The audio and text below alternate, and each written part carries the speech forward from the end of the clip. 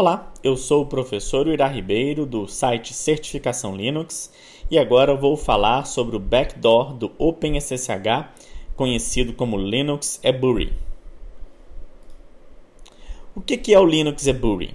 É uma backdoor sofisticada utilizada para roubar credenciais de OpenSSH e sequestrar, portanto, servidores Linux, Unix, OS X ou qualquer outra máquina que rode o OpenSSH.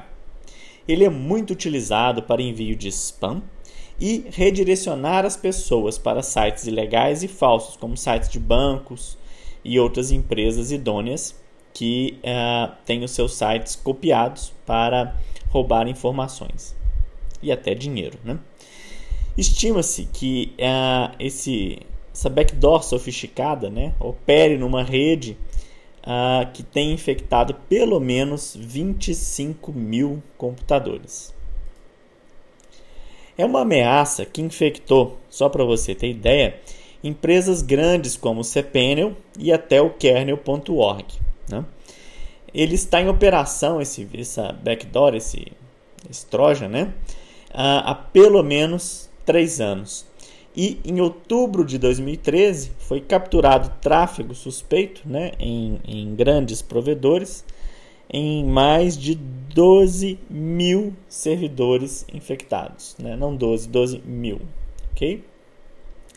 E ele é utilizado, né, para roubar credenciais também de servidores sãos que são conectados a partir de servidores infectados. Então, você é um usuário comum, entrou num servidor infectado e dali você conectou num servidor são, essa credencial que você utilizou para conectar num servidor são também é roubada pelo eBury, ok? Então aí a gente pode ver como é que funciona esse esquema, né?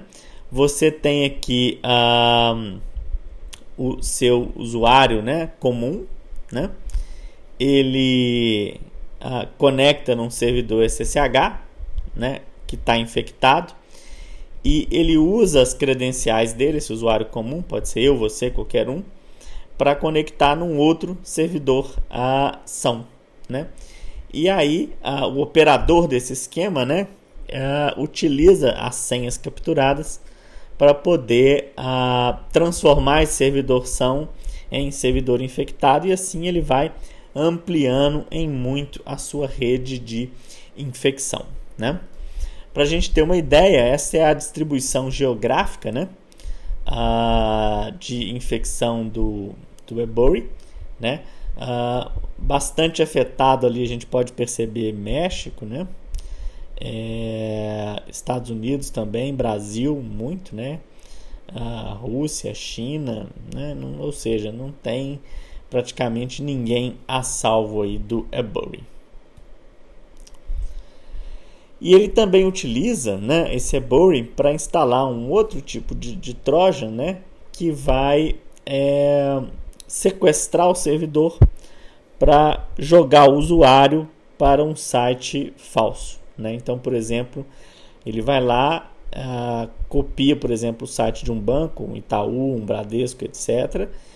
E na hora que você acessa lá o seu banco, você acha que está acessando o banco, mas você passou por um servidor infectado e aí ele vai te jogar para um site falso do banco e vai conseguir roubar os dados aí da sua conta bancária e também o dinheiro, né?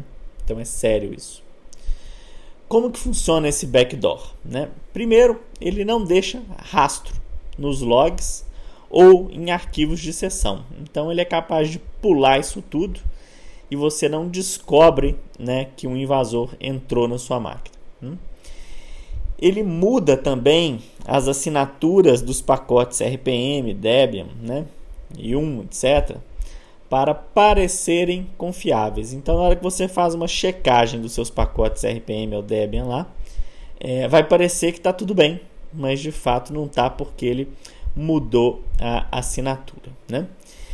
Essa backdoor, gente, ela utiliza a memória compartilhada, né? Que a memória compartilhada é um recurso do sistema operacional Unix e Linux, né? E OS X também, né, que é um Unix, para que os processos, né, os programas, troquem informações entre si através de uma área de memória. Isso é memória compartilhada e é um recurso do sistema operacional, e é normal que alguns programas utilizem isso, como o Apache e diversos outros programas que têm que trocar informações entre os processos pais e filhos ali, né? Então essa backdoor ela utiliza a memória compartilhada, né, com usuários aleatórios do sistema, né, para guardar as credenciais roubadas. Então ele vai guardando ali a senha que você usou para conectar, o usuário que você usou para conectar, chave que você usou para conectar, ele vai guardando em memória compartilhada ali e não em disco, né? O que fica mais difícil de você descobrir, né? E o backdoor ele injeta um código malicioso nos binários do OpenSSH em execução, né? Ao invés de alterar os arquivos originais lá no disco. Para quê? Para evitar a detecção. Então ele altera no que está na memória e não no que está no disco, dificultando você encontrá-lo, né? E o backdoor ele também altera a configuração do serviço de SSH, né, o SSH Server, né, o daemon, em memória e não nos arquivos de configuração, também para não ser detectado, né? Como que ele faz isso? Ele centraliza o código malicioso da backdoor em uma biblioteca compartilhada, né, uma DLL, né, vamos assim dizer, ao invés de ser no executável em si. E ele utiliza em várias versões aí a biblioteca libkeyutils.so, né? Então ele altera essa biblioteca, injeta um código nela, para que na hora que essa biblioteca é carregada na memória, ela altera, né, ela sequestra funções do sistema operacional que o binário do OpenSSH usa, e aí ele consegue roubar as senhas, né? Essa backdoor, gente, como ela infecta as bibliotecas do sistema operacional e sequestra as chamadas de sistema, né? Ela é persistente, então ela utiliza-se da persistência com várias técnicas, né, para manter a máquina infectada mesmo depois de uma tentativa de limpeza do administrador. E infecta aí, né, afeta todos os programas aí do OpenSSH, como o SSHD, SSH, SCP, SSHDD, etc, etc, etc. Como que é o ataque, né? Quando um usuário comum, né, conecta em um servidor no serviço de SSH, né, lá na porta 22 geralmente, o servidor responde com SSH, um número do protocolo maior, um número do protocolo menor e a versão do OpenSSH. Por exemplo, aí, SSH 2.0-OpenSSH 5.2. Né? Isso é uma resposta normal, né? E o cliente, né, o cliente que está usando para conectar no servidor, responde também com uma string parecida, SSH, informando o protocolo maior, menor, inversão, etc. Né?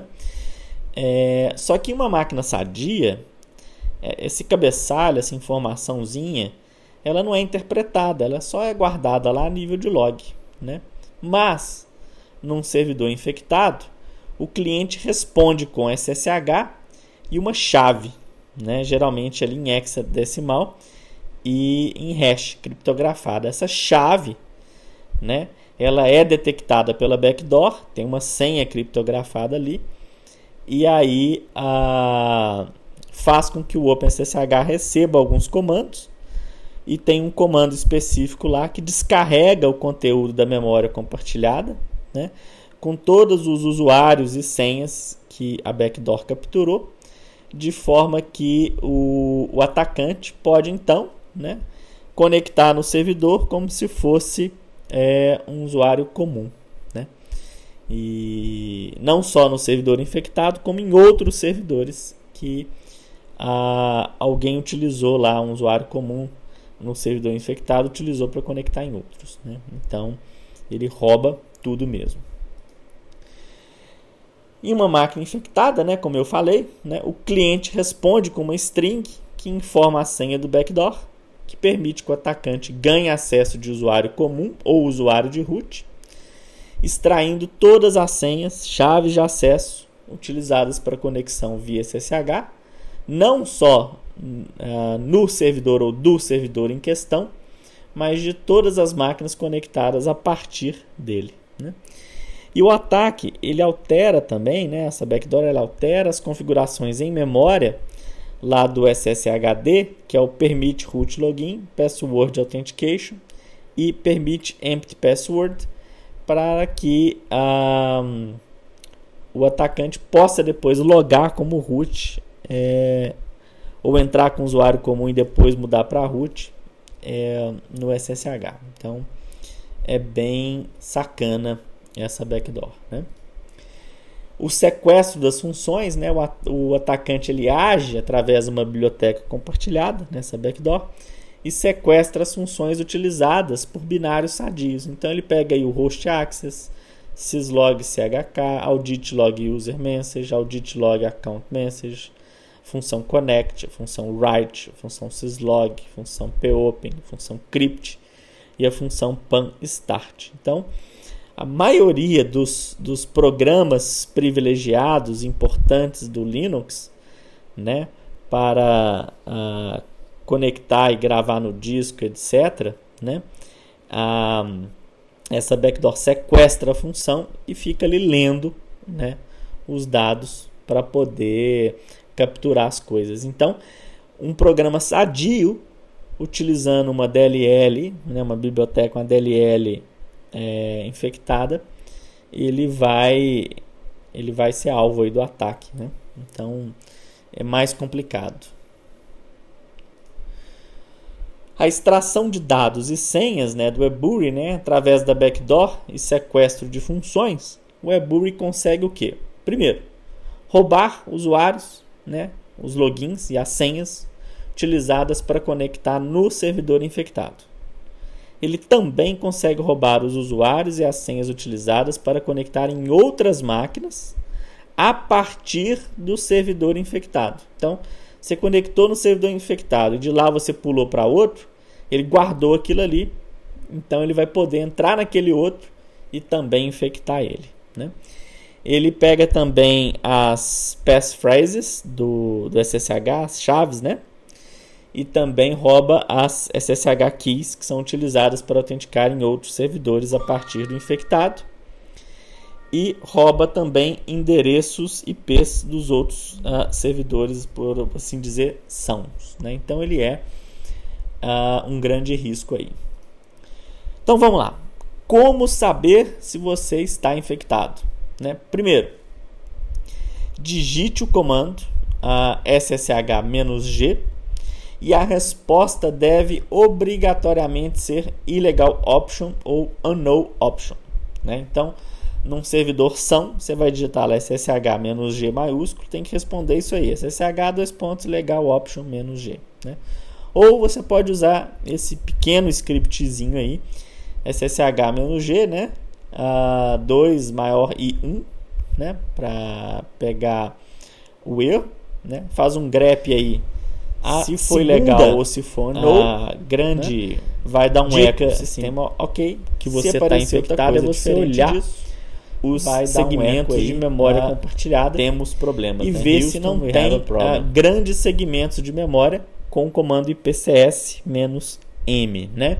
Então, como root, né, você precisa verificar também se não há grandes segmentos de memória com o comando ipcs-m, né?